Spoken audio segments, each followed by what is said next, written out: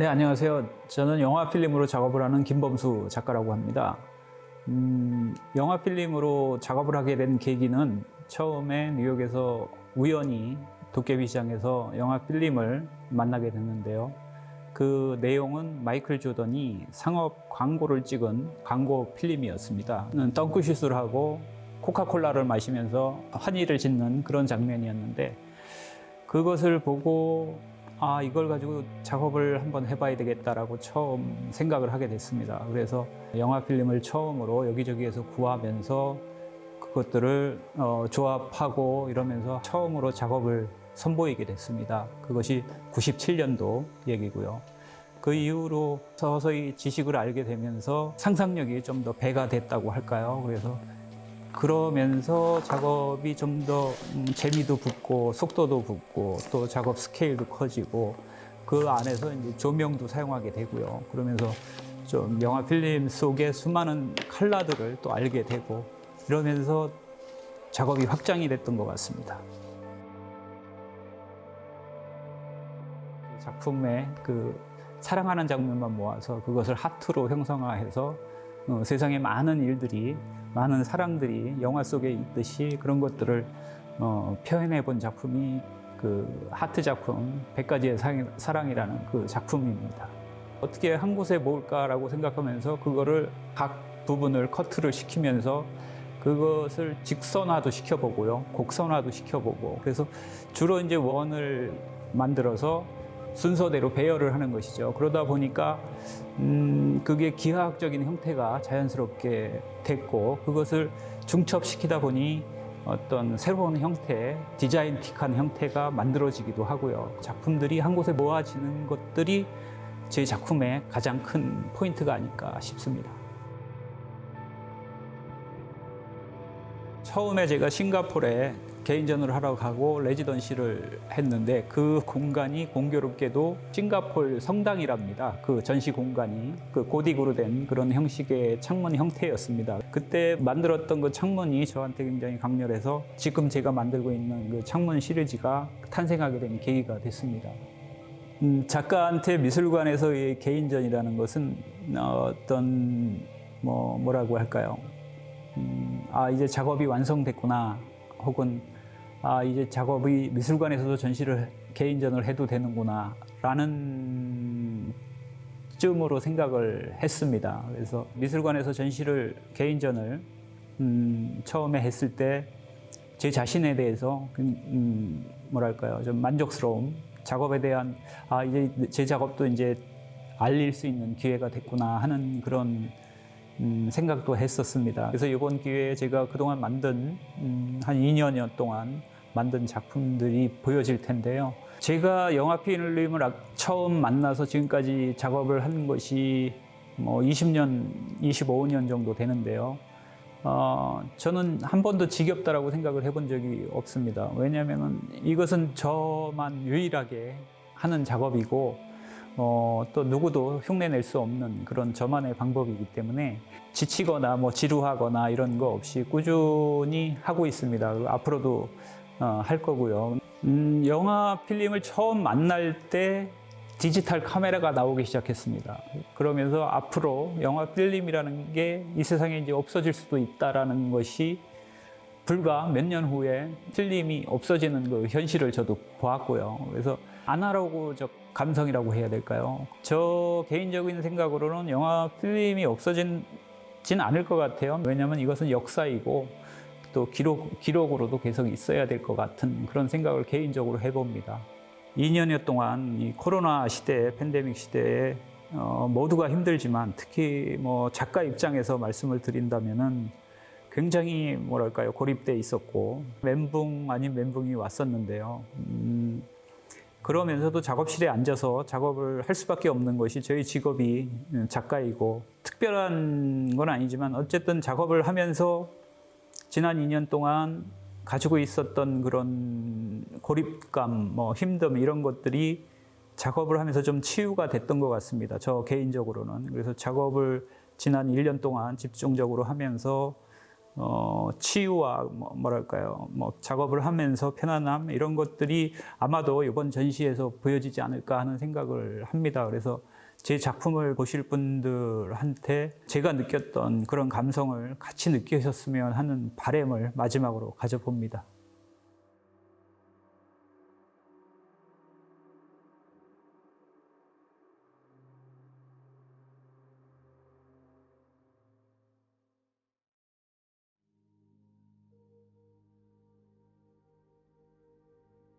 라인 테이프로 작업을 하고 있는 전윤정 작가입니다. 저희 작업은 라인 테이프, 그리고 라인 테이프를 벽면에 붙이는 설치 작업, 그리고 드로잉 작업이 있습니다. 감정을 덜어내는데 저한테 굉장히 적합한 재료라고 생각을 했고요. 감정 자체를 너무 쓰는 사람이었기 때문에 그런 요소가 어떤 한계점에 도달하고 느껴져서 그걸 버리고자 시작한 것이 라인 테이프입니다. 저도 모르게 이제 굉장히 많은 부분이 감정이 소유가 되는 그런 것들이 재료의 시작의 의도와 상관없이 작품에서 이제 쌓기라든지 계속 그 중첩되면서의 쌓기에 대한 어떤 감정이 덜어낸 어떤 중첩, 축첩들이 그대로 또 다시 드러나는 그런 것을 이제 10년 동안 작업을 하면서 느끼고 그거에 대한 다른 이제 이야기로 발전해 가거나 어떤 변화해 돼가는 것을 과정을 거쳐가고 있습니다. 불편함을 감수하면서 어떤 자유로워지려는 것들에 대한 저의 생각이 어떤 모순된 지점, 어두운 검정색이라든지 제 작업을 보고 느꼈을 때의 어떤 불안감, 어떤 부정적인 요소를 보는 것 같기도 하거든요. 저도 모르게 이제 녹아져 있는 어떤 제 생활 방식이나 저희 어떤 생활 태도 혹은 저희 그 감정이 축적되어 있어서 작업이 되어 있는 것 같습니다.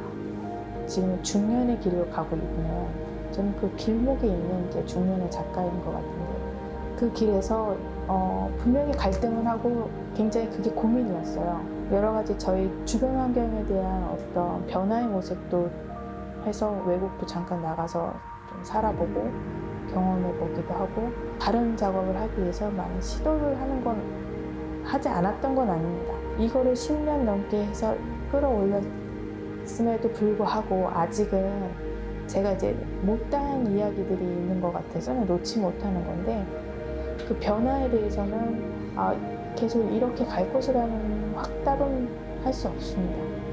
또 갈등은 늘 합니다. 왜냐하면 특정한 재료이기 때문에 조금 더 해보려고요. 네.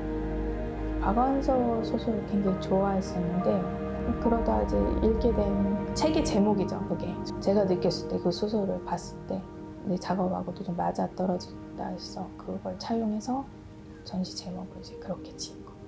그러니까 요번에 세종 그 전시 인트로 같은 느낌? 어떤 그 연장선이지만 그 연장선에서의 어떤 시작을 알리는 뭐 그런 느낌의 전시로 제가 느껴지고 있고 계속 전시를 할 때마다 덜어내는 것 같아요. 저는 어떤 정리를 하게 되고 이제 진짜 중년으로서의 생각을 한번 하게끔 해주는 전시라고 해야 되나? 발전된 모습으로 보여주는 그런 어른의 모습을 기대하면서 시작을 알리는 그게 이어진 것 같아요. 한원미술관의 전시부터 지금 세종문화예술회관 여기 미술관 전시. 작업을 대해서 봐주고 이야기해 주시는 것들에 대해서 너무 감사한 일인 것 같고요. 소속되지 않으면 이제 작가 굉장히 외로운 작업인데 작업도 보시면 아시겠지만 즉흥적인 사람이거든요. 작업 얘기도 마찬가지로 제가 어떤 10년의 어떤 과정 안에서 이제 작업 얘기를 A4 용지 하나에 할 수 있는 거는 그전에는 못했던 것 같아요. 몸으로 배워서 나온 작업의 이야기이기 때문에 어떤 생각의 정리, 작업의 정리 또 한 번 더 이렇게 되돌아보게 되는 어떤 좋은 경험이었던 것 같습니다.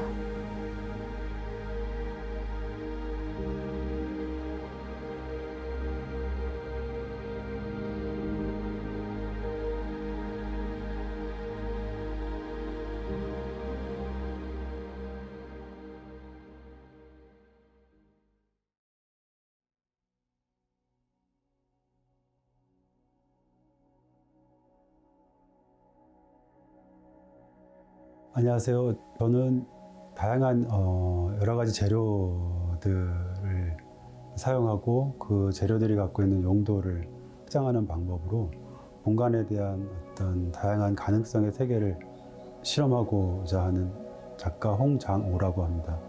저는 물질이 자체가 갖고 있는 어떤 내재적 속성들에 관심이 많습니다. 특히나 속성 중에서 그런 대립적인 어떤 속성들, 예를 들면 부드럽거나 강하고 혹은 두껍고 얇고 무겁고 가벼운 등 그런 어떤 내재적 그 속성들이 충돌 혹은 교섭하거나 혹은 그것들이 상호 배제를 시키거나 혹은 상호 연결되거나 그런 가능성의 어떤 세계를 좀 더 확장시킬 수 있는 방법들을 지속적으로 탐구를 해오고 있습니다. 루시는 상당히 다의적인 의미가 있습니다.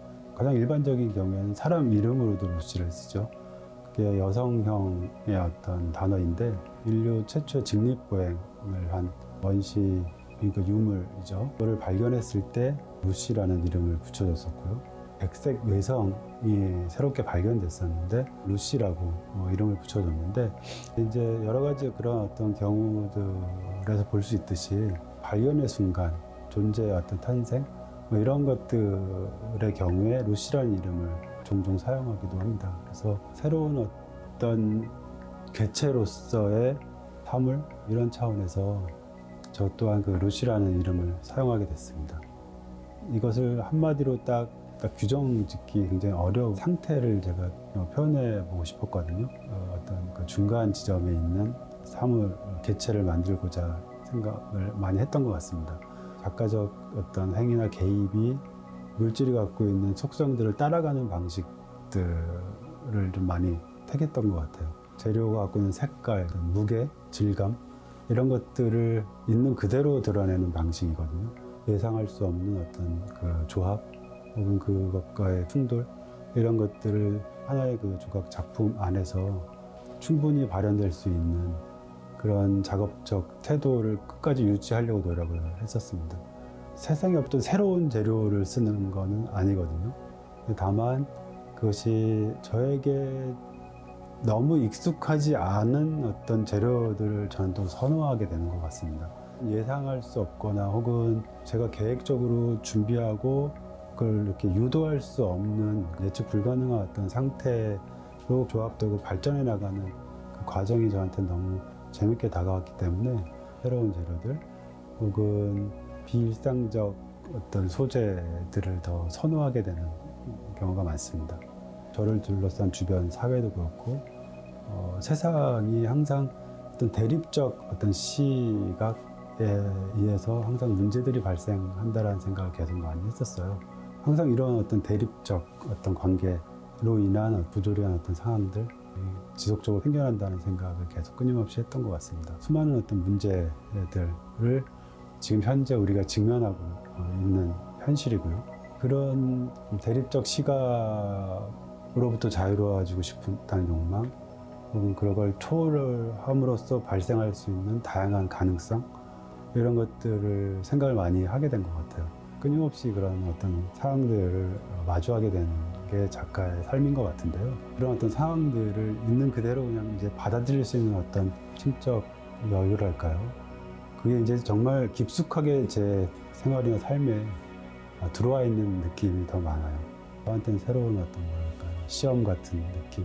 전혀 저한테 익숙하지 않은 재료나 형식, 물질들 이런 것들 끊임없이 계속 찾고 그거를 통해서 제 생각들을 구현하기도 하고 지금 20년이 됐는데도 불구하고 지금 작업하고 있는 것이 저한테는 너무나 새로운 어떤 것인 거예요. 늘 작업을 하는데 항상 새로운 어떤 원동력이 되거나 새로운 동기부여가 되기 때문에 여전히 처음 제가 작업할 때와 작업에 대한 태도가 비슷한 거 아닌가 라는 생각을 하고 있습니다. 제가 작업을 하면서 오히려 확신을 갖는다기보다는 그런 불확실성이 응축된 어떤 작업의 결과물이 나왔을 때 오히려 저한테는 큰 희열이 있기 때문에 관객들 또한 제 작업을 보셨을 때 그런 새로운 불확실성을 향한 어떤 감성이나 정서들을 느낀다면 저에게는 더더욱 만족스러운 어떤 피드백이 될 거라는 생각이 듭니다.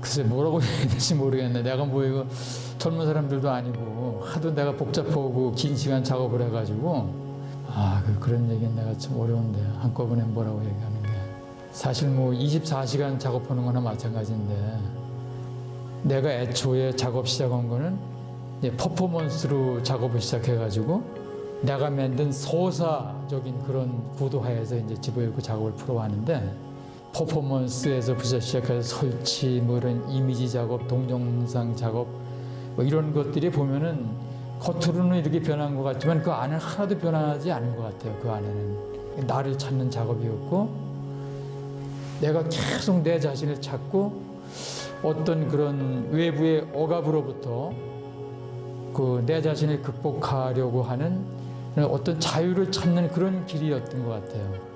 내가 어떤 작가고 뭘 하고 있다 이런 거는 상당히 어려운 아주 쉬운 것 같지만은 글쎄 뭐 얘기하는 게 그게 간단하지도 않고 내가 이 조선자가 들어가는 거를 세 개를 만들었어요.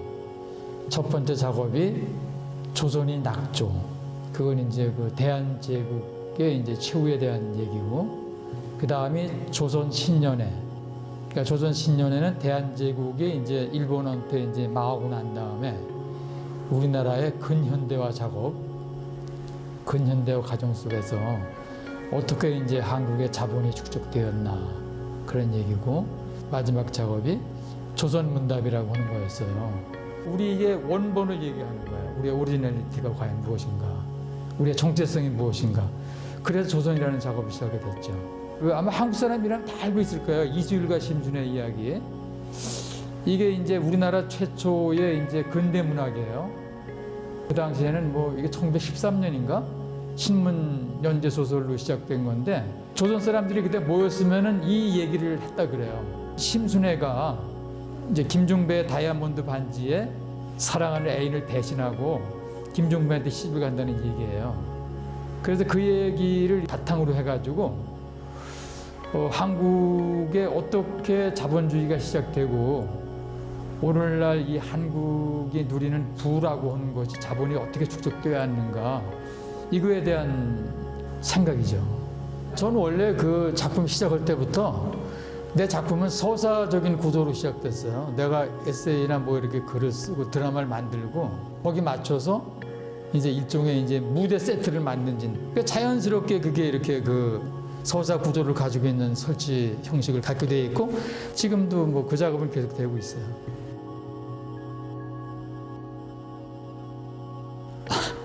난 그건 모르겠어요. 내가 중년 작가인지도 모르고 그런 말을 붙이는 것도 난 그 우스운 얘기 같아. 내가 보기에는 중년 작가가 있으면은 초년 작가도 있나? 상견 작가가 있고 난 똑같다고 봐요. 뭐 오늘 아침에도 지금 이 시간에 나한테 오는 뉴스라든가 뭐 여러 가지 우리의 모든 환경이 있잖아요. 여기로부터 나를 자유롭게 하는 그 행위예요. 나는 거기에 대한 나의 그 얘기지 내가 중년 작가가 되든 간에 그런 개념은 난 없는 사람 같아요. 우리가 어디서부터 시작을 했고 우리의 지나온 근현대의 역사를 어떻게 볼 것인가, 특히 한국의 자본이 어떻게 형성됐고 그 속에서 나는 무엇인가 이거에 대해 생각할 수 있는 생각을 가졌으면 저는 정말 제가 작업할 수 있는 보람이 있는 것 같아요. 이런 작업을 통해 가지고.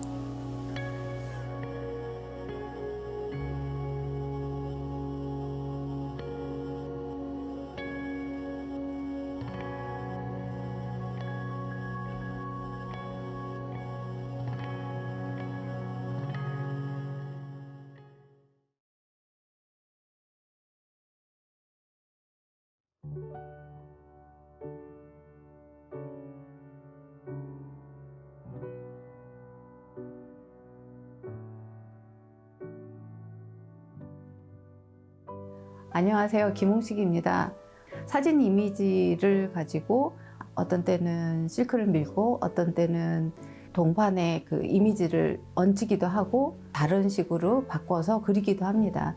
그래서 어느 날 루브르를 가봐야겠다 생각하고 갔어요. 그런데 그 루브르에서 만났던 게 그림보다도 군중을 먼저 만났기 때문에 너무나 많은 군중에서 저희가 그 안에 막 함몰된다나 뭐 이런 느낌이기도 했었어요. 장소가 주는 공기가 있잖아요. 우선 사진을 찍고 그 찍은 사진 이미지를 가지고 여러 재료 위에 이제 구현을 하는데요. 사진판화적인 기법을 써서 제가 구현하고 싶은 이미지를 만들고요. 실크 스크린의 금빛을 바깥으로 꺼내서 그러니까 금빛 액자로 하고 있습니다. 그까지가 저의 작업의 이제 맞춤이라고 생각합니다. 우리 어머님 말씀하시길 금칠했다니 왜 이렇게 비싸게 굴어? 라고 말씀하셨던 경험이 있어서 그게 생각이 딱 났어요. 그래서 금빛이다 라고 생각을 했죠. 저게 맥락을 조정하는구나 라는 생각이 들었어요. 그래서 금빛은 어떤 고귀한 것에 대한 어떤 그 상징이기도 하고 제가 생각한 어떤 시스템이기도 합니다. 그런 것들이 합해진 게 금빛 액자이고 금빛 오브제들입니다. 실은 예쁜 데다가 더 칠하는 것 같기도 해요. 그래서 나 요거 사람들이 더 봐줬으면 좋겠어 하는 부분에다가 더 그리기도 하고요. 우선 이제 장소가 군중을 담는 장소가 있죠. 그 미술관이 놓여진 이제 그런 장소가 되게 또 중요한 것 같아요. 그래서 군중이 관람객이기도 하고 스쳐 지나간 사람들이기도 하잖아요. 그래서 군중 속에 산책자로 제가 있어서 그들도 산책자이기를 원하는 거이기도 하고 또 하나는 군중에 휩쓸려 가는 그런 존재이기도 하고요. 마찬가지로 미술관의 어떤 미술품, 작품도 감상자로서의 군중인 것 같아요. 그 그림들을 같이 향유했으면 좋겠는 마음이었었는데 어떤 때는 그 군중이 그걸 너무 소비해버리는 거, 다른 모습으로 퍼지는 거에 대한 어떤 염려 같은 것들도 있지만 또 하나는 저도 역시 사랑하는 그림을 이제 멀리 퍼뜨리고 싶은 그런 생각이 있고요. 2011년에 쓴 논문에 나는 프라네르다라고 이제 언급을 했어요. 그러니까 프라네르는 도시의 산책자라는 의미입니다. 그래서 저는 도시에서 나고 자랐고 그 안에서 관찰하기도 하고 수집하기도 하고 그 안에서 성장해 나가고 도시에서 벌어진 일들의 행간을 읽어나가고 있습니다. 그리고 저는 지금의 시대, 지금의 도시를 읽는 도시 산책자라고 저를 스스로 명명하고 그런 컨셉으로 작업을 해나가고 있습니다. 어떤 세월이 있는 것 같아요. 10년의 주기로 살짝씩 바뀌는 것 같았던 것 같아요. 그래서 대다수의 작가들은 저처럼 10년, 20년을 묵묵히 작업했다고 밖에는 표현을 못 하겠어요. 그래서 그 시기에 맞게 점점 더 깊이 있게 자기 작업에 대해서 혹은 자기가 속한 세대에 대해서 계속 생각하고 그런 것들을 반추해가면서 작업을 하다 보니 여기까지 왔다고 생각하고 정말 감사하게 중견 얘기를 들으면서 그래도 이제 뭐 부끄럽지만 좀 이제 받아들일 수 있는 그런 작가 위치에 오지 않았나 생각이 들고 있습니다. 제 안에서의 어떤 길도 정리하면서 그리고 다음에 내가 나아갈 바를 조금 언급해 줄 수도 있으면서 그런 통합적인 전시여서 굉장히 저한테 의미 있는 전시라고 생각합니다. 사진으로 할 수 있는, 사진으로 변형할 수 있는 혹은 사진의 어떤 사고로부터 이제 나올 수 있는 다른 작업들을 또 할 수 있을 것 같아요. 그래서 그런 걸 좀 준비하고 있고요. 잘 거치는 거. 너무 귀 얇게 하지 말고 자기 모습을 잘 지키는 거. 그게 중요한 것 같아요. 소비되지 말고.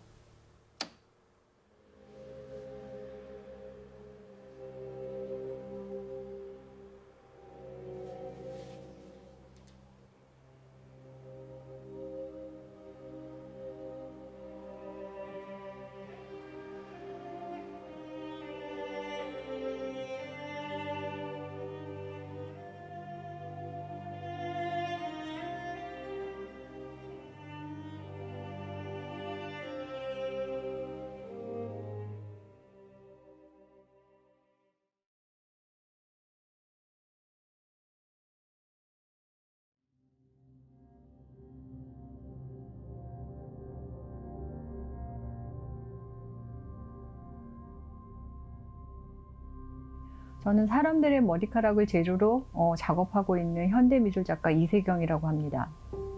머리카락이라는 재료로 작업을 해온 지도 2000년 초반부터 시작이 됐으니까 거진 한 20년 정도 되어가고 있는 것 같아요. 근데 저한테 있어서 어떤 머리카락의 의미는 그런 것 같아요. 오랜 시간의 어떤 흔적들이 그대로 축적되어 있고, 그리고 사람들 각각의 어떤 기억이나 추억들이 고스란히 이렇게 담고 있는 어떤 저장 창고와도 같다는 저는 생각을 하거든요. 근데 이 작업을 한 20년 정도 해오면서 초기부터 지금까지 제 머리카락을 시기별로 모으는 상자들이 있거든요. 뭐 어느 상자를 열던 그때 추억으로, 그때 시간으로 돌아가게 되는 것 같아요. 그 상자들을 쭉 나열해서 보면 걸어온 인생이 보이는 것 같아요. 그래서 그렇듯 어떤 사람들한테 있어서 각각의 어떤 머리카락이라는 거는 각자의 삶을 담고 있다고 생각을 합니다. 네. 제가 어렸을 때부터 굉장히 긴 머리를 좀 고집하면서 살아왔어요. 항상 제가 해결해야 되는 숙제가 한 게 있다면 바닥에 떨어진 머리카락을 줍는 일이었어요. 어느 날 문득 제가 이렇게 맨날 배출해내고 생산해내는 어떤 이 재료라면 작업에 직접 이용해보면 어떨까라는 생각을 하게 됐어요. 어떤 오브제와의 어떤 조합이 되었을 때 이 머리카락의 의미나 특성을 더 뭔가 부각시킬 수 있는 그런 오브제를 찾고 있었거든요.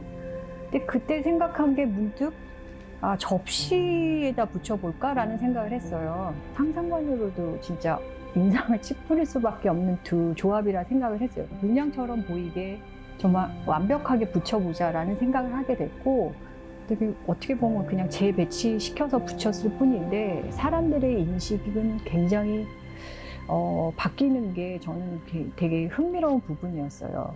사람들이 그 신체 일부일 때, 머리카락이 신체 일부일 땐 그렇게 아름답게 가꾸고 다듬고 어떤 아름다움의 어떤 상징이 되지만, 그것이 떨어져 나와서 바닥에 놓인 순간부터는 굉장히 사람들은 이렇게 냉정해지거든요. 제가 이제 어렸을 때의 기억이 엄마한테 정말 많이 혼났거든요. 바닥에 그 떨어진 머리카락 때문에 좀 청소해라, 카페드에 아예 그냥 머리카락으로 그림 그렸구만 하면서 되게 많이 혼난 기억이 있는데요. 그때의 기억으로 출발한 작업인 것 같아요. 그러니까 제가 물감의 어떤 안료처럼 생각해서 머리카락을 굉장히 잘게 잘라서 접착시킨 상태고요. 그리고 제가 원할 때는 제가 원하는 어떤 염색을 해서 색깔을 바꿔서 붙여주기도 했어요. 그러니까 이번 전시 통해서 어떤 머리카락에 대한 어떤 새로운 의미와 해석으로 재탄생된 좋은 기회가 되실 수 있으리라 저는 생각됩니다. 작업을 해오면서 저 젊었을 때나 지금이나 모두가 힘든 코로나 시국이나 진짜 전 정말 차이가 없거든요. 이 길이 나한테 맞는지 아니면 다른 길을 좀 찾아봐야 되나, 다른 직업을 내가 찾아야 되는 거 아닌가 라는 고민이 좀 고비가 있어요. 근데 지금 중견 작가라고 불리우는 나이가 되고 나니까 이제 그 고민이 늦었다는 생각이 들어요. 늦었다는 생각이 들고, 내가 진짜 잘할 수 있는 거는 이거 밖에는 없구나라는 저는 생각을 하게 된 것 같고, 순간순간 어떤 작업을 할 때 희열도 느껴지고 어떤 보람도 느껴지는 부분이 있긴 한데, 계속해서 꾸준히 어떤 창작물을 발표를 한다는 거는 그 과정은 정말 고통스러운 거거든요. 작업을 한다는 게 막 즐겁고 그렇지만은 절대 안 그렇거든요. 즐겁고 뭔가 맨날 뭐 하고 싶고 그렇진 않아요. 제가 좀 하나를 정하면 좀 계속 달려가는 스타일이라 그런지 머리카락이란 재료를 한번 시작을 했으니까 어떻게 끝까지 좀 해보자라는 생각을 가지고 지금도 작업을 좀 하는 편인 것 같아요. 네. 저는 제가 지금까지 작업을 해오면서 딱 기억에 남는 관객분이 하나 계셨거든요. 한 분 계셨는데 그분은 돌아가신 어머니의 머리카락을 간직하고 계신 분이었어요. 그분이 제 작업을 보시고 나서는 말씀하시는 게 어떤 머리카락에 대한 새로운 어떤 의미를 찾을 수 있으셨대요. 이 엄마의 이제 머리카락을 볼 때 더 이상 슬프지만은 않을 것 같다고 말씀을 하시더라고요. 근데 제가 그 얘기를 들으면서 가장 제가 그동안 작업하면서 보람을 느꼈던 순간이었던 것 같아요. 모든 사람을 만족하고 제 작업을 다 좋아하게 만들 수는 없는 것 같고, 이렇게 단 몇 분이 계셨던 제 작업들을 보시면서 이렇게 좀 진한 어떤 울림을 받으실 수 있는 그런 작업을 좀 계속 하면 좋겠다라는 좀 바람이 있죠. 그 오랜 시간을 이렇게 달려왔다는 게 좀 나 스스로도 좀 대견한 것 같고 대단한 것 같고, 아, 내가 지금까지 그래도 잘 살아온 건가 하면서도 잘 살아왔구나라는 생각도 드는 것 같고, 초창기 작업들을 지금 전시를 통해서 이제 지금 출품을 하기 위해서 이제 꺼내 보면서 열심히 작업을 지금까지 열심히 해왔구나라는 생각도 들고, 직접 보시는 게 작업은 가장 좋잖아요. 그러니까 직접 오셔서 좀 좋은 경험을 해보셨으면 좋겠어요. 네.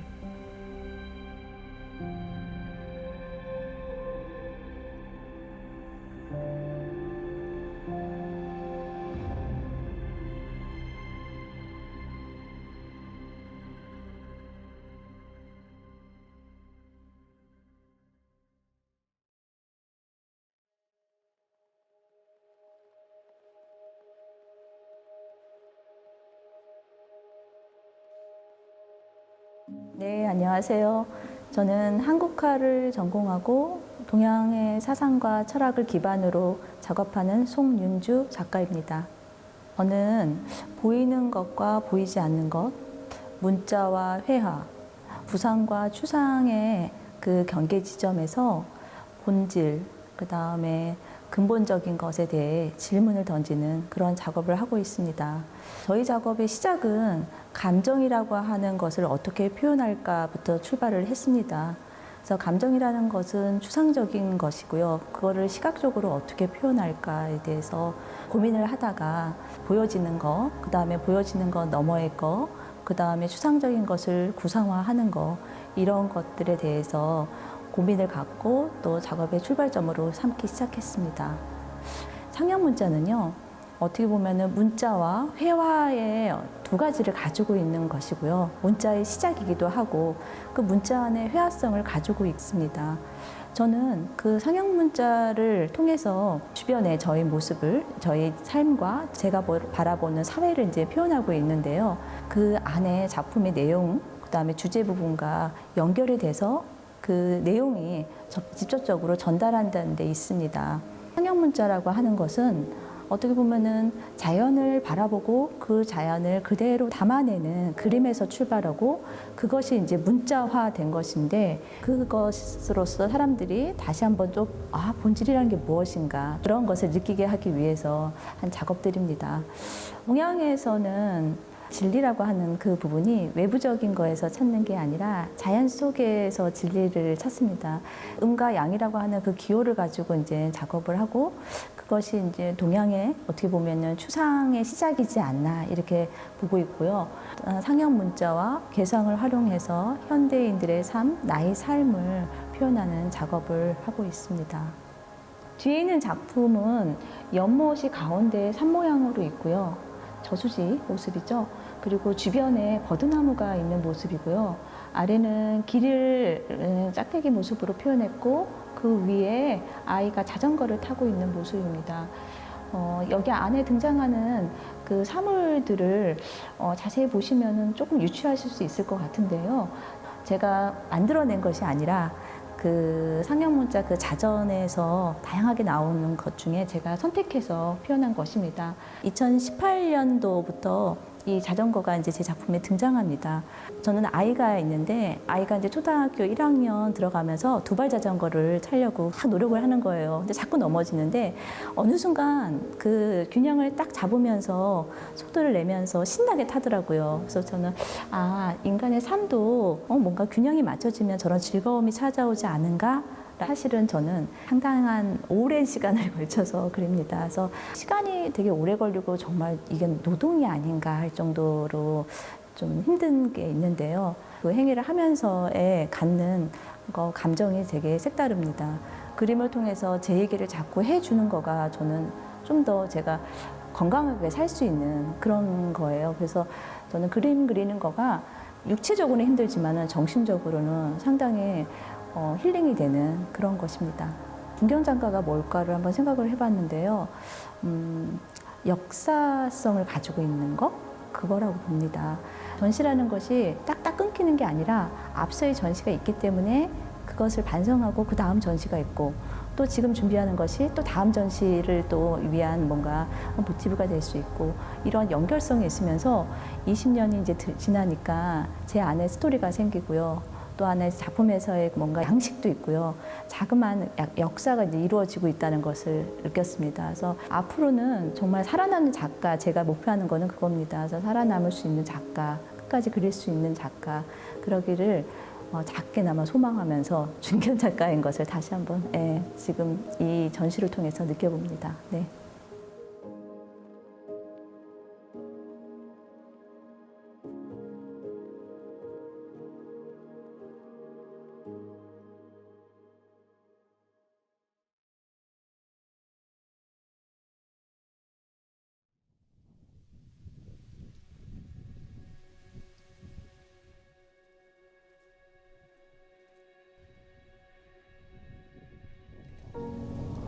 네, 저는 여성의 몸, 여성 신화, 여성의 역사를 주제로 회화 작업을 하고 있는 유준하입니다. 제가 여성을 주제로 작업을 시작하게 된 계기가 출산의 경험이었던 것 같습니다.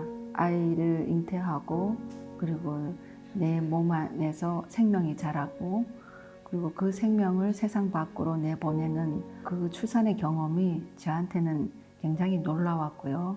한 아이가 태어나는 거가 그 아이한테도 새롭게 태어나는 그 순간이었을 거고 저 역시 새로 태어나는 그런 기분이었습니다.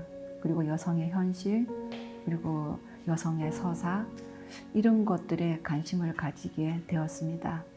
리추얼 테이블 33인의 여성들이라는 제목을 달았는데요. 1919년 그 3.1 운동 때에 하고다 공원 옆 태화관에서 33인의 민족 대표들이 모여서 독립선언문을 낭독했었어요. 그때 여성은 한 명도 없었거든요. 왜 여성은 한 명도 없었을까라는 질문을 저한테 했죠. 그러면은 내가 여성으로 구성된 민족 대표 33명을 한번 만들어 봐야 되겠다. 그녀들에 대한 고마움, 그리고 지금까지 몰랐던 거에 대한 미안함, 너무나 멋지게 살아준 그 여성들에 대한 존경, 이런 것들을 담아서 표현해 보려고 한 작업입니다. 저의 경우에는 그 20대 때는 정말 꿈에서도 그림을 그렸을 정도로 그림에 대한 열정으로 꽉 차 있었을 때고요. 저는 뭐 자연주의자도 아니었고 굉장히 도시적인 사람이었는데 오로지 작업장을 찾아서 이곳 봉화까지 내려왔었고 그래서 처음 느낌은 아니 벌써? 난 아직 아닌데 중견 작가 타이틀을 붙이기에는 나는 이제 시작인데 이런 생각을 이제 했습니다. 어떻게 보면은 50대가 되어서야 비로소 작업에만 몰두할 수 있게 된 것 같아요. 30, 40대는 이렇게 분절된 시간 틈틈이 작업을 한 것 같은 느낌? 그리고 이 압박감, 작업을 해야 된다는 그 압박감에 너무 이렇게 산만해진 상태에서 나를 억지로 끌고 다녔다는 그런 느낌들이 있었고요. 지금은 온전히 나 자신한테 몰두하는 시간, 그리고 공간도 나에게 주어졌고 내 작업의 끝은 어떻게 마무리가 될까? 그것만 보고 가고 있는 것 같아서 오히려 마음이 편안하고 지금이 작업하기에는 가장 딱 좋은 것 같습니다. 사실 이번 전시 제안을 받았을 때 엄청 기분이 좋았어요. 나의 50대 마지막을 마치 이렇게 정리해주는 느낌? 그러니까 여성의 역사, 여성 인물들을 주제로 작품을 바꾸고 있는 그 찰나에 또 이런 기회를 저한테 주어졌기 때문에 앞으로 작업이 어떤 정말 터닝 포인트가 되지 않나 이런 생각들을 하면서 어쨌든 이번 전시는 제 개인적으로는 다시 시작할 수 있는 시발점과 같은 그런 전시라는 생각을 갖고 있습니다. 이번 전시를 준비하면서 한 명 한 명 새로운 인물들을 알게 되면서 마치 그 어두운 불지기 터널 안에서 성냥불이 켜지는 것 같은 그런 빛을 보았고요.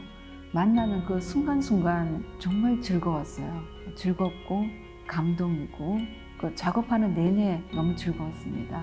이 테이블에서 그녀들을 불러내서 함께 차를 마시며 서로의 기억들, 서로가 나눌 수 있는 얘기들 너무 많을 거라는 생각들이 들고 그녀들과 함께 얘기 나누는 그런 자리였으면 좋겠습니다.